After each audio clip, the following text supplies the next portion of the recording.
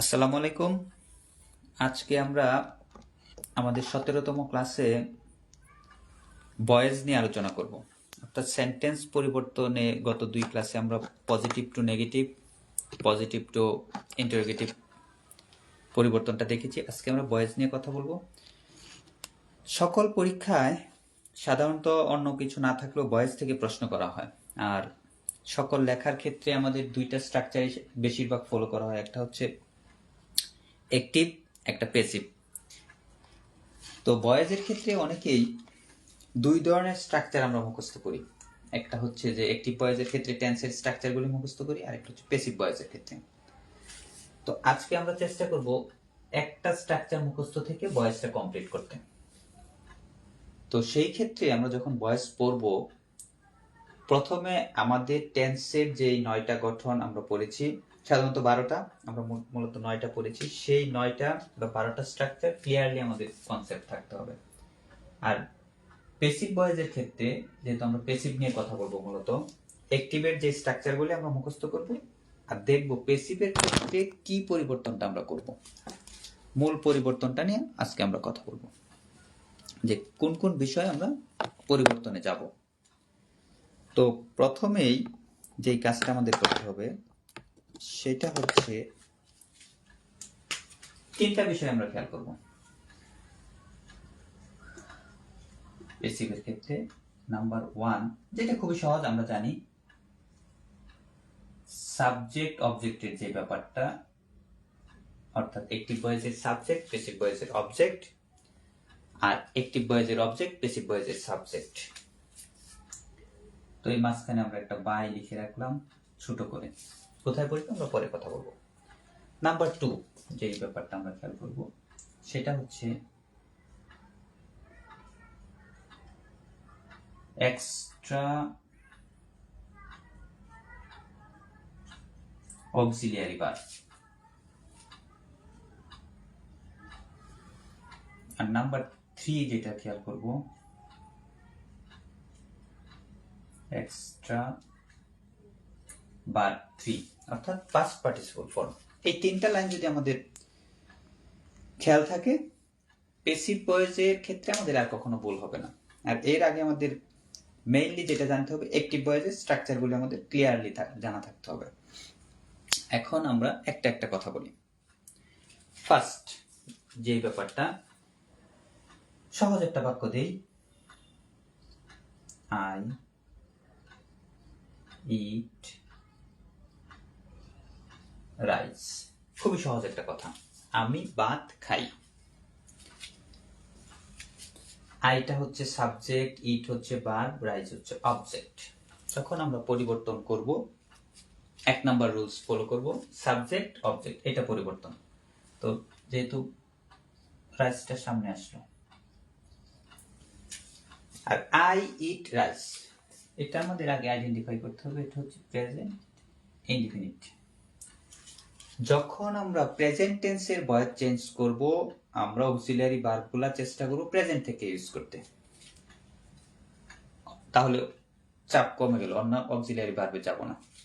এই যে extra auxiliary ভার্বের ক্ষেত্রে যেটা বলেছি সেটা আমরা প্রেজেন্টে ব্যবহার করব। আর প্রেজেন্টে সাধারণত কন্টিনিউয়াস অক্সিলিয়ারি ভার্ব থাকে, পারফেক্টে থাকে।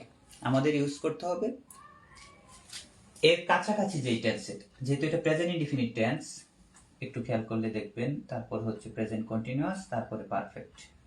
তো আমাদের কাছে হচ্ছে কন্টিনিউয়াস, আমরা অক্সিলিয়ারি ভার্বটা কন্টিনিউয়াস থেকে দাঁড় করব, যেহেতু ইনডিফিনিটের নিজস্ব কোনো অক্সিলিয়ারি ভার্ব নেই। তো কন্টিনিউয়াস এর অক্সিলিয়ারি ভার্ব হচ্ছে এম, ইজ, আর। রাইস থার্ড পারসন সিঙ্গুলার নাম্বার, এর ক্ষেত্রে আমাদের ইজ ইউজ করতে হবে।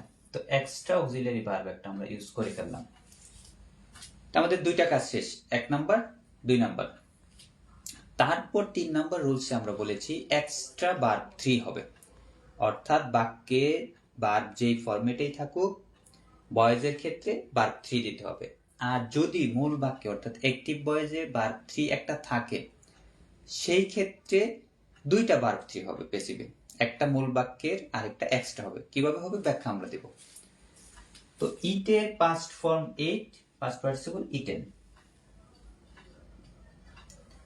আর এই লাস্টে সাবজেক্ট অবজেক্টের যে ব্যাপারটা বাই আয়ের ওই ফরম্যাটটা বলবে মি। আমরা এটা একটু মুছে দিচ্ছি।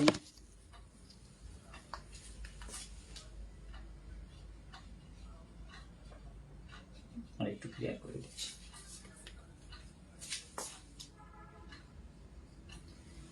এখন একটু ব্যাখ্যা দিই যে আমরা কি কি পরিবর্তন করলাম। খুবই সহজ। প্রথম বাক্যটা ছিল I eat rice. 1 number rules অনুযায়ী আমরা সাবজেক্ট অবজেক্ট পরিবর্তন করেছি। ওই বাক্যের অবজেক্ট এখানে সাবজেক্ট হিসেবে রাইস ইউজ করলাম, 1 নাম্বার কাজ।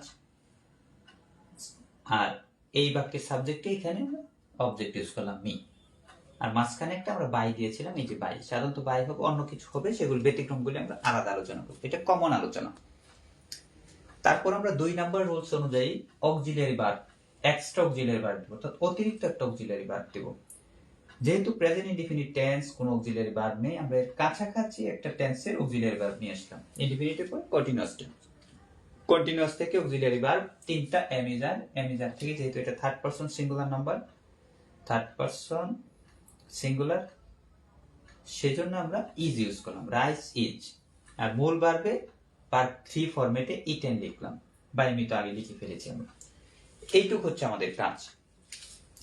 যখনই আমরা কোনো প্যাসিভ ভয়েস দেখব রাইট ফর্ম অফ ভার্বের ক্ষেত্রে অথবা বাক্য কারেকশনের ক্ষেত্রে, আমাদের কাজ হবে এই দুইটা বিষয় থাকে কিনা, ওইটার অ্যাক্টিভ ফরম্যাটের সাথে এই যে এক্সট্রা অক্সিলিয়ারি ভার্ব বা 3, এই দুইটা ফরম্যাট যদি ঠিক থাকে তাহলে বাক্যটা সঠিক।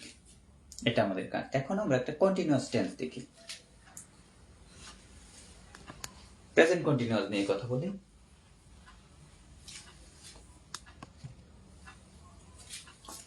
এই বাক্যটা যদি আই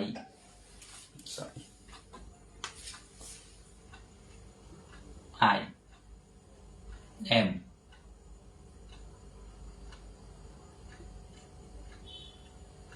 writing a poem, আমি একটি কবিতা লিখছি, প্রেজেন্ট কন্টিনিউয়াস টেন্স। এইটাকে যদি আমরা বাক্য পরিবর্তন করতে চেষ্টা করি, সেই ক্ষেত্রে আমরা কি কি করব? তো রুলস 1 অনুযায়ী প্রথম যেই কাজটা আমাদের করতে হবে সেটা হচ্ছে প্রথম বাক্যের অবজেক্টটা আমরা প্রথমে সাবজেক্ট হিসেবে ইউজ করব। তাহলে এখানে হচ্ছে a poem, a poem number 1 কাজ শেষ। আর এইটার সাবজেক্টটাকে অবজেক্ট, আই এর অবজেক্টিভ ফর্ম হচ্ছে মি, আমরা দিলাম বাই মি। 1 নাম্বার নিয়ম আমরা কমপ্লিট করলাম, সাবজেক্ট অবজেক্ট পরিবর্তন। তারপরে লক্ষণীয় বিষয় হচ্ছে এখানে একটা অক্সিলিয়ারি ভার্ব আছে, আই থাকার কারণে এম হয়েছিল, যেহেতু এ পয়েম সেক্ষেত্রে ইজ ইউজ করতে হবে। এটা আমাদের খেয়াল রাখতে হবে। ওই সাবজেক্ট অনুযায়ী, পরের যে সাবজেক্ট প্যাসিভ ভয়েসের সাবজেক্ট অনুযায়ী আমরা অক্সিলিয়ারি ভার্ব ইজ বসালাম। কিন্তু আমাদের 2 নাম্বার রুলস হচ্ছে এক্সট্রা অক্সিলিয়ারি ভার্ব থাকবে। ইজ অলরেডি ওই বাক্য অনুযায়ী কন্টিনিউয়াস টেন্স অনুযায়ী আমরা বসালাম। তো এক্সট্রা অক্সিলিয়ারি ভার্ব যদি আমরা বসাই, আমরা তো আর 2 বার ইজ ইজ লিখতে পারবো না।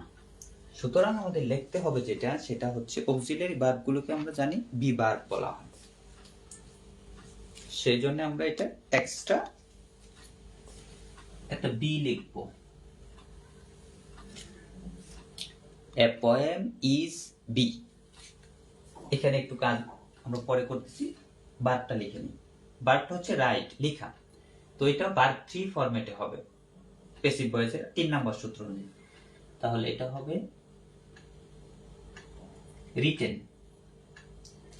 এখন একটা চমৎকার বিষয়, সেটা হচ্ছে গাণিতিক সূত্রের মতো এই ভয়েসে একটা আইএনজি ফরম্যাট ছিল এখানে। যেহেতু ভার্ব 3 এর সাথে আইএনজি বসানো যায় না, কিন্তু এটা বাদ দেওয়া যাবে না, এইটাকে আমরা বি এর সাথে বসাবো, তাহলে আমাদের কাজ শেষ। তাহলে পরিবর্তনটা হচ্ছে a poem is being written by me. তাহলে আমাদের আলাদা স্ট্রাকচার মুখস্থ করতে হচ্ছে না, যে প্রেজেন্ট কন্টিনিউয়াস টেন্সে প্যাসিভ ভয়েসের স্ট্রাকচার হচ্ছে subject, am is are, being, verb 3 by plus object. এইভাবে আমাদের মুখস্থ করতে হবে না, আমরা মূল টেন্সটাকে জাস্ট একটা অক্সিলারি ভার্ব এক্সট্রা বসালাম, ভার্ব 3 বসালাম, আর এটার সাথে যে আইএনজি ছিল সেটা বি এর সাথে ইউজ করে দিলাম, আমাদের টাস্ক কমপ্লিট।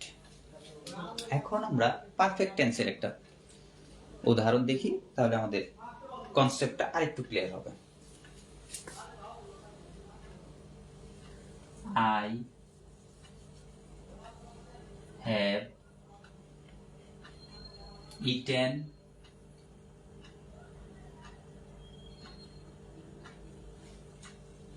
mango.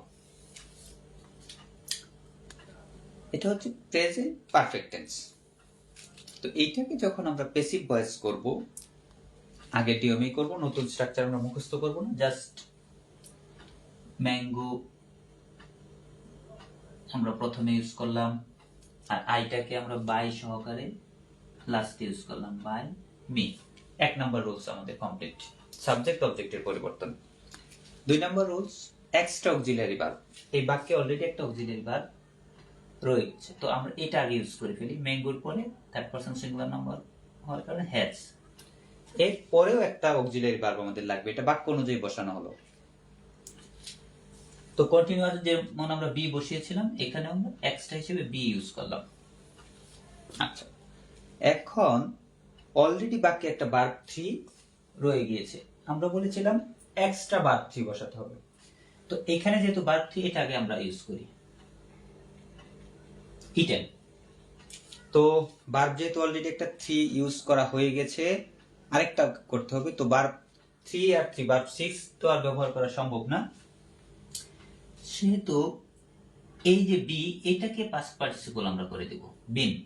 তাহলে কি হলো, এই সাবজেক্ট অবজেক্ট, একটা অক্সিলারি ভার্ব, এইখানে একটা এক্সট্রা অক্সিলারি ভার্ব বিন, বি, এটা ভার্ব 3, আর এই অক্সিলারি ভার্বটা ভার্ব 3, এটা সাবজেক্ট অবজেক্ট আর বাই। তাহলে এই রুলস অনুযায়ী 3টা কাজে আমাদের complete. Mango has been eaten by me. তো আমরা আলাদা কোনো স্ট্রাকচার মুখস্থ করবো না, জাস্ট অ্যাক্টিভের সাথে 3টা ফরম্যাট, এই যে 3টা উদাহরণ দিলাম, একেবারে ক্লিয়ার হয়ে যাওয়ার কথা। আমরা বাকি টেন্সগুলি পরবর্তী ক্লাসে করব, কারণ এক ক্লাসে সবগুলি আমাদের ধরতে কষ্ট হবে। জাস্ট 3টা নিয়ম আমরা ফলো করব, সাবজেক্ট অবজেক্ট হবে, অবজেক্ট সাবজেক্ট, এই যে টান দেয়া, এক্সট্রা অক্সিলারি ভার্ব ইউজ করব, এক্সট্রা ভার্ব 3 ইউজ করব। এই 3টা পরিবর্তন যদি আমরা করি, জেনারেলি 90% ক্ষেত্রে আমাদের ভয়েস পরিবর্তনটা কমপ্লিট হয়ে যাবে। আর ব্যতিক্রমী কয়েকটা ভয়েস থাকবে, সেটি আমরা নোট আকারে আপনাদেরকে দিয়ে দিব, তাহলে আপনাদের ভয়েস পরিবর্তন সংক্রান্ত যেই প্রশ্নগুলি থাকবে সহজেই করতে পারবেন। এটা 2 ক্ষেত্রে কাজে লাগবে, একটা হচ্ছে বাক্য শুদ্ধ অশুদ্ধ করা, নির্ধারণ করা কোনটি সঠিক বাক্য। যেমন একটু উদাহরণ দেই, এইখানে হয়তো বা শুধু বি দিয়ে থাকবে, mango has be eaten by me. তখন আপনাকে খেয়াল করতে হবে, এটা যেহেতু প্যাসিভ ভয়েস হয়ে গেল বি থাকার কারণে, বাই মি। তো আমাদের গঠন অনুযায়ী সবকিছু ঠিক আছে কিনা, যে অক্সিলারি ভার্ব একটা, আরেকটা ওকে, ভার্ব 3 একটা, আরেকটা ভার্ব 3 যেহেতু নাই, বিন নাই, সুতরাং এটা রং বাক্য। আবার এইখানে থাকতে পারে ইজ, থাকবে না, a poem being written by me. তখন আমাদের খুঁজে বের করতে হবে, এখানে একটা অক্সিলারি ভার্ব শুধু, কিন্তু আমাদের এক্সট্রা আরেকটা লাগবে, ইজ যেহেতু না, এটা বাক্য ভুল। এরকম থাকতে পারে। আরেকটা ফরম্যাট থাকতে পারে ট্রান্সলেট করার ক্ষেত্রে, যদি প্যাসিভ ভয়েসে ট্রান্সলেট আসে, তখন আমাদের এই ফরম্যাটেই করতে হবে। এই নিয়মগুলি মনে রাখতে হবে। আর রাইট ফর্ম অফ ভার্বের ক্ষেত্রে আসতে পারে। সুতরাং এই অল্প সময়ের যেইটুকু আমরা পড়লাম, এটা আমাদের ক্লিয়ারলি ধারণা থাকতে হবে। ইংরেজিতে যদি আমরা ফ্রি হ্যান্ড রাইটিং লিখতে যাই, রাইট ফর্ম অফ ভার্ব পড়তে চাই, সবকিছুর ক্ষেত্রে। তো সবাইকে ধন্যবাদ, আজকে এই পর্যন্তই।